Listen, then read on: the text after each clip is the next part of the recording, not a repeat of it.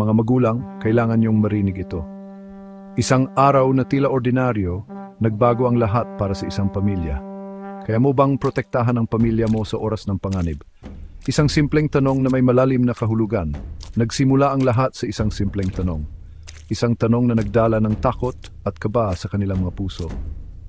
Mami, magiging maganda po ba ang araw mo ngayon o hindi? Gaano kasama? Patay na si Daddy. Isang tanong na nagbigay ng bigat sa kanilang umaga. Pinipilit ng mag-ina na maging normal ang lahat. Sa kabila ng kanilang nararamdaman, pilit nilang pinapakita na kaya nilang harapin ang araw. Pero biglang nagbago ang lahat. May napansin ang bata na isang babaeng hindi niya kilala sa bakuran. Sino yun? Saan siya galing? Mga tanong na bumabagabag sa kanilang isipan. Sino yun? Saan siya galing? Ang mga tanong na ito ay nagdulot ng takot at kaba. Pilit na pinapakalma ng ina ang kanyang anak. Baka naliligaw lang siya, anak. Huwag kang matakot, sabi ng ina. Pero lumapit ang babae. Ang bawat hakbang niya ay nagdudulot ng mas matinding kaba. Hello, may tutulong ba ako? Tanong ng ina. Bumulong ang babae ng mga pagbabanta.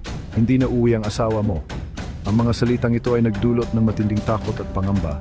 Ang nakakakilabot na pangyayaring ito ay nag-iwan sa atin ng isang tanong.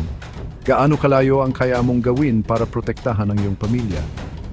Sa harap ng panganib, hanggang saan ang kaya mong gawin para sa iyong mga mahal sa buhay? Isang tanong na dapat nating pag-isipan.